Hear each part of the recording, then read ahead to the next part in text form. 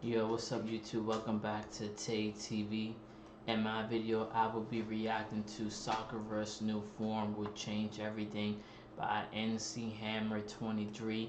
Let's get into this video. Markings. Some people do them electively. Some people are born with them. Some people are given them by thousand-year-old aliens who want to take over their body. And then that's just the roll of the dice. Some people get to choose their markings, while others have them thrusted upon them by genocidal aliens. And thus markings have always played a pretty big role in Naruto, and now especially in Boruto. As in Naruto, sages would acquire new markings on their faces or other parts of their bodies whenever they enter their sage mode, as people like Naruto and Minato got orange circles on the outside of their eyes. Hashirama would grow green circles around his eyes and a green circle on his forehead with long streaking marks that run down the side of his face. And Jiraiya would kind of turn into a frog. But Sage Mode isn't the only way that we see markings manifest on people in Naruto, as pretty much the most prevalent way that we see markings manifest in Naruto outside of Sage Mode is the Byakuya seal. That is to say, the strength of 100 seal. This is a technique used by Tsunade and Sakura and possibly Mito Uzumaki that allows the user to store years worth of chakra in their forehead where the Byakuya seal exists that they're able to access in times of need. Now this technique when manifested increases the strength and chakra pool of the person using it 100-fold, which is why it's called the strength of 100 seal. However, this chakra pool could also be used for other things, like increasing your mitotic regeneration to the point where you could be cut in half and regrow your legs. But there's one weird thing about the strength of 100 seal, and that's its shape. See, the strength of 100 seal exists as a diamond on the forehead of the person who's able to use the technique. And it's always a diamond. It was a diamond for Mito Uzumaki, it was a diamond for Tsunade, it's a diamond for Sakura. And while the color of the diamond does vary between Mito Uzumaki and then Tsunade and Sakura, as Tsunade and Sakura have a black diamond and Mito's is closer to purple. Actually, no, now that I'm looking at it, Sakura and Tsunade's is blue and Mito's is purple. The fact that the strength of 100 seal is a diamond raises a couple of questions amongst the Naruto and Boruto fandoms. See, because within the confines of Naruto, the marking being a diamond was fine because nothing else was a diamond. However, with Boruto and the introduction of the karma marking on Boruto and Kawaki's palms, the incredibly logical question, why is the karma marking in the Byakuya seal the exact same shape and size, began to get raised. And what's crazy is not even just by fans. See, obviously us as fans can look at Sakura's forehead and Boruto's palm and be like, those markings look similar. But usually the connections that we make aren't made in universe. However,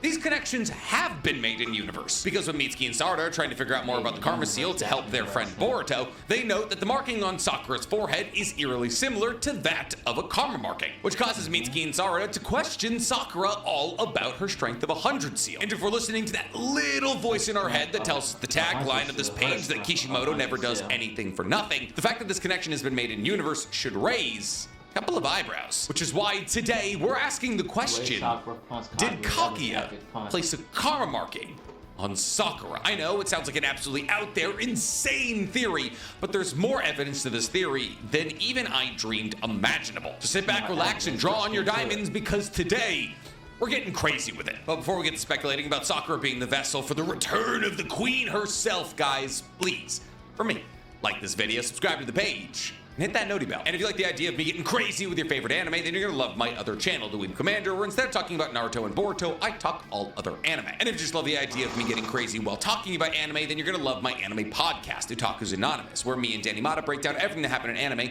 this week. It's available on YouTube, Spotify, and Apple Podcasts. Or if you just want to look like somebody who will get crazy about anime, guys, go ahead and meander on over into my merch store, otakusanonymous.net, where you can pick up some of the greatest anime sweatshirts, t-shirts, and sticker packs known to man. So, Kaguya. We haven't seen her in about 6.5 years, and yet it feels as though every couple of months somebody finds a new way to resuscitate her, to bring her back to Boruto's manga. Now this is because Kaguya as a character could still have a lot of plot relevance in Boruto, as Kaguya was a lower ranking Otsutsuki who tried to kill a higher ranking Otsutsuki.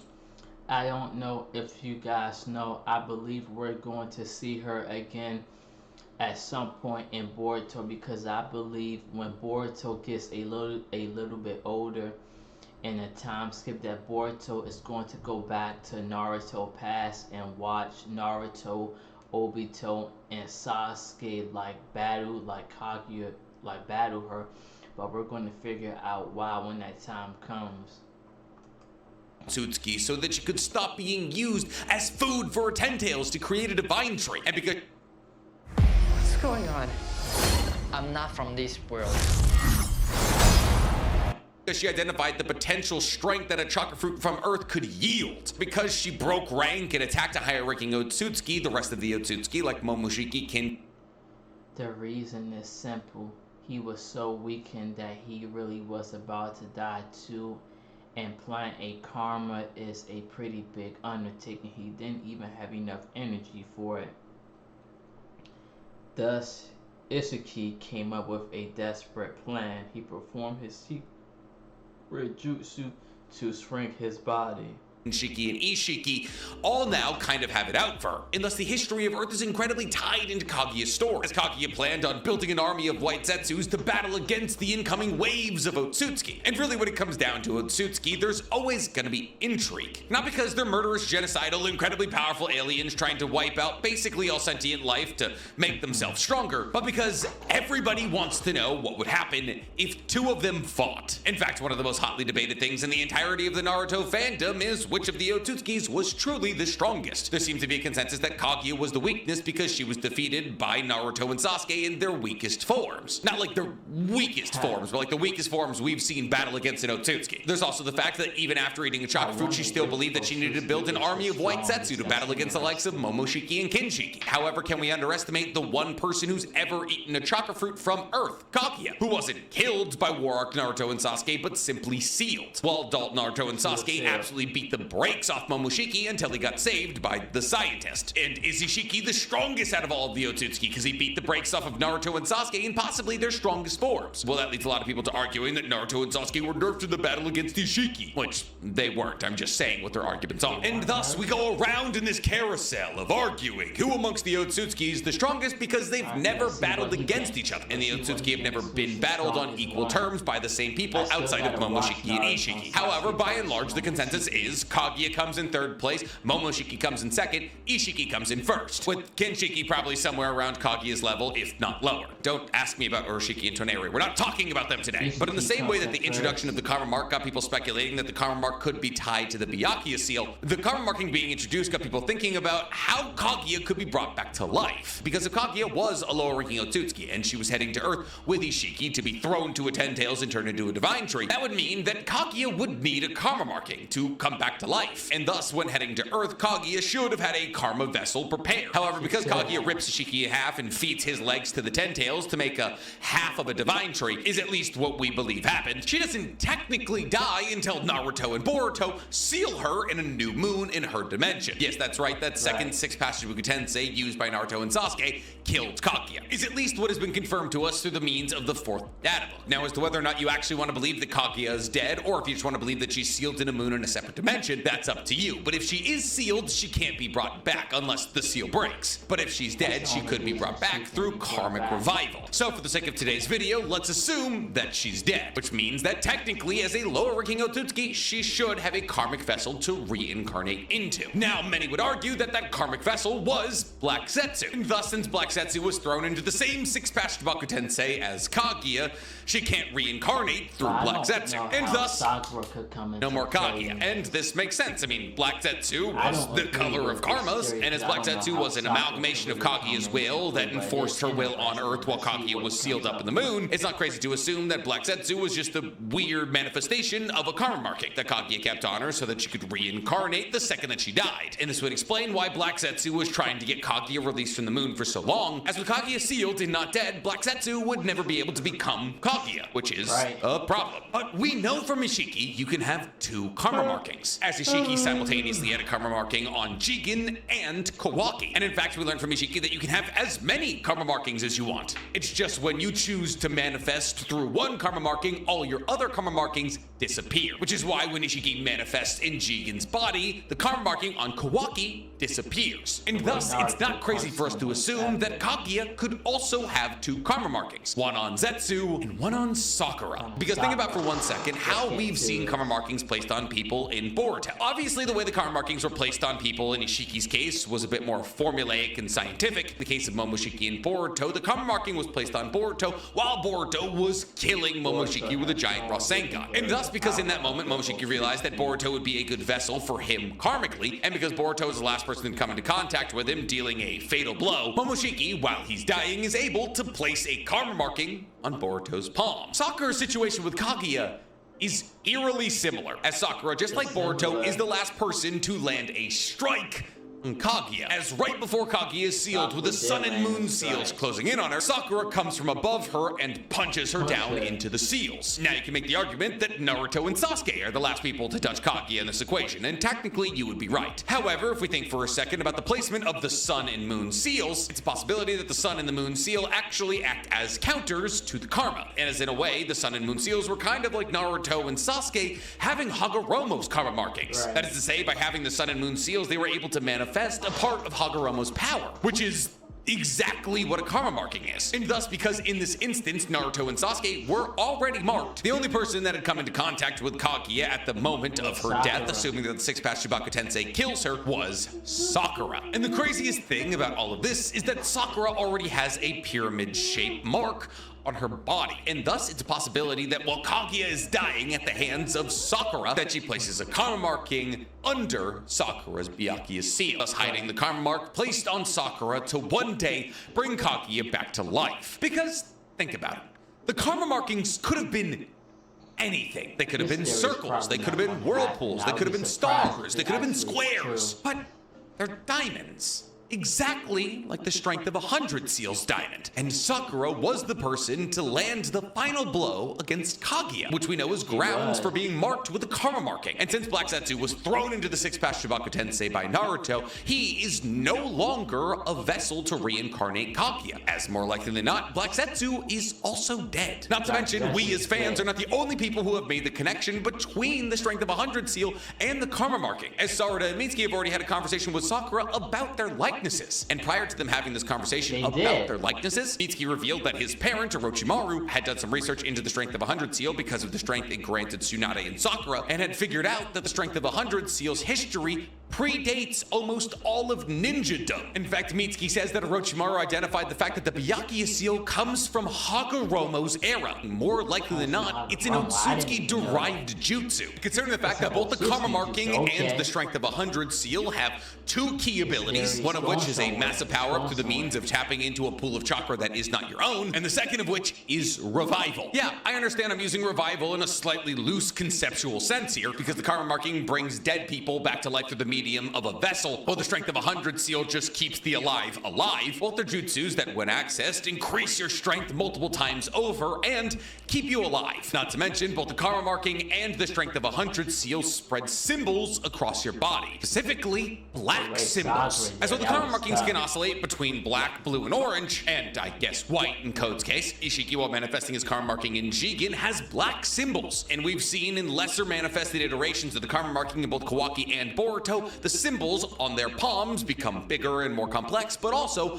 black. Not to mention that the manifestation of karma markings on an individual basis are as individual as the individual manifesting them, as nobody, that being Code, Kawaki, Boruto, or Jigen, has the same karma markings when fully manifested. There is also أنا في صلاتي لا أدعو أن الله يرجع علي بصري. لا تريد أن يرجع الله. لماذا؟ لماذا؟ so some individuality between Tsunade and Sakura's manifestations of the strength of 100 seal, though Tsunade's manifestation is a bit inconsistent, and thus it's a possibility that the strength of 100 seal is actually a derived jutsu made by the earliest humans in Hagoromo to be a watered-down version of the karma marking. And considering the fact that watered-down karma markings are a thing that's happened multiple times throughout the history of Naruto, looking directly at you, Orochimaru, with your cursed seal, it's not crazy to assume that the earliest iterations of humans in Hagoromo also found a way to water down the ability of the karma marking. I mean, if Orochimaru can do it through the medium of his cursed seal, which operates exactly like a karma marking, then why couldn't Hagoromo? And since Orochimaru was able to trace back the strength of 100 seal to Hagoromo's era, which, mind you,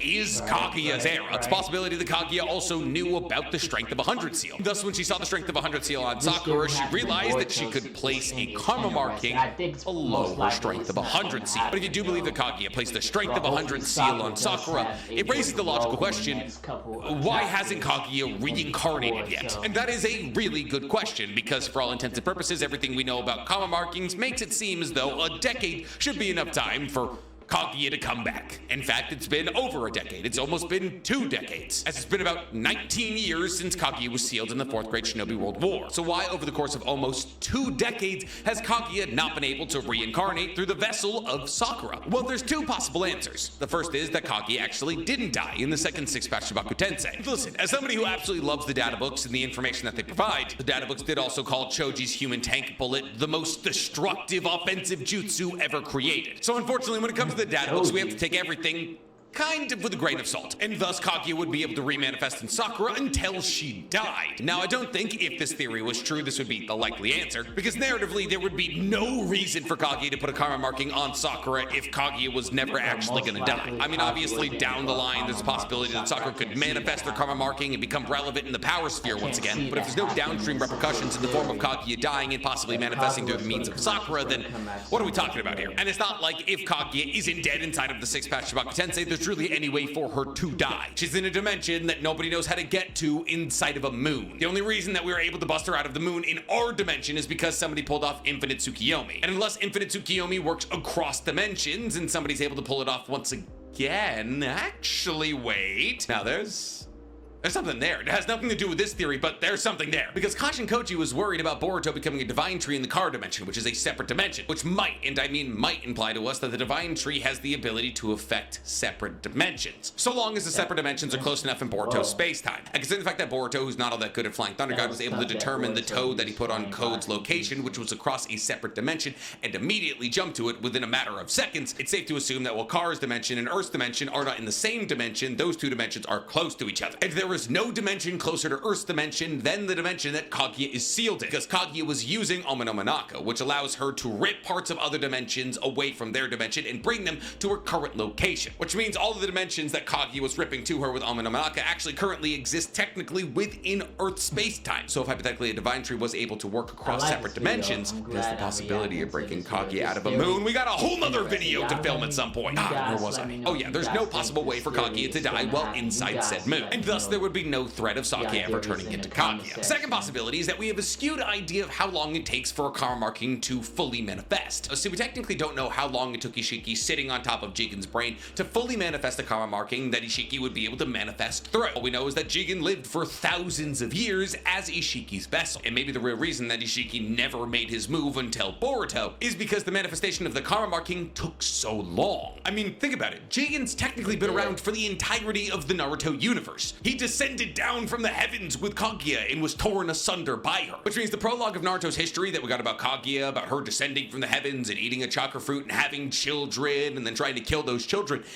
Yeah, Jigen was around for all of that. And while one can make the argument that he didn't make moves until Boruto because there was no other Otsutsukis to feed to a 10-tails to make a chakra fruit, it's not like he came out for Kaguya. Now, objectively, Kaguya was on Earth for like 7 minutes, so for him to pull up for that would have been kind of crazy. And in fact, she might have been on Earth for less than 7 minutes. The first thing that she does after manifesting through Madara is literally use Ama no Manaka to take Naruto, Sasuke, Sakura, Kakashi, and Obito to a different dimension. But people will say, yeah, well, we don't know how fast Ishiki and Jigen's karma marking manifested. We do know how fast Boruto and Kawaki's karma markings manifested, but you can't really use Boruto and Kawaki. So the reason that Boruto and Kawaki's karma markings manifested as fast as they did and made them both 100% Otsutsuki in the matter of months isn't because that's how fast the karma marking works. It is actually because of the karmic resonance between Kawaki and Boruto, as the close proximity between these 2 karma markings actually accelerated how fast Boruto and Kawaki Otsutsufied. But I know what you're saying. But Nick, Sakura's near Boruto and Kawaki.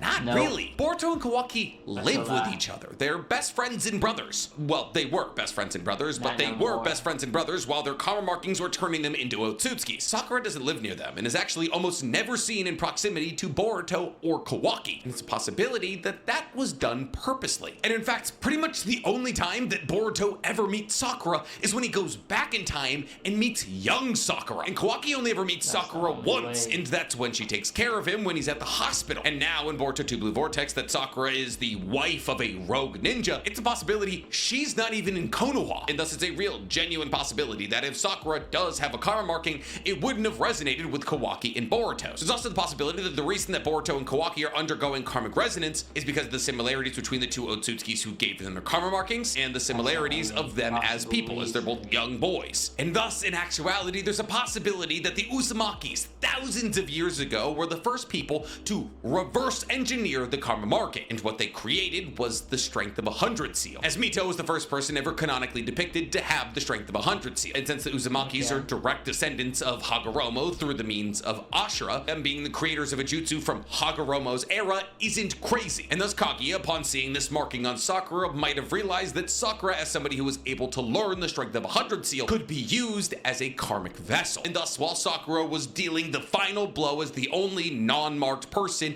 in the battle against Kaguya, Kaguya placed a karma marking on her forehead. However, because this karma marking isn't resonating with Boruto and Kawaki's, Kaguya hasn't been able to 100% Otsutsufy Sakura. However, it's a possibility in the late stages of Boruto's manga, we will see Kaguya return to battle against the likes of Shibai. Or we'll see Sakura re-enter the fray as one of the most important and powerful people in Boruto's ever-evolving power sphere, as he joins the likes of Sarada and Boruto to save her husband. And I think Kishimoto would be a fool not to do this, considering the fact that he just ran a worldwide popularity contest for all of the characters to ever exist in Naruto, and Sakura got third. And the craziest thing about all of this, and Sakura having a...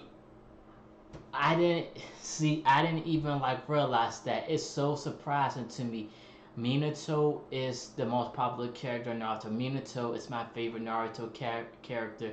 Itachi is second, and Sakura is third. That's still surprising that Sakura is the third most popular character in Naruto. I didn't even think of it like that, but hopefully Sakura does have a big role in Boruto 2 Blue Vortex. But like I said, so far Boruto 2 Blue Vortex, the manga is great, but the manga itself is not going to be the key. The anime and the animation of the episodes is going to be the most important factor for Naruto fans to come to Boruto.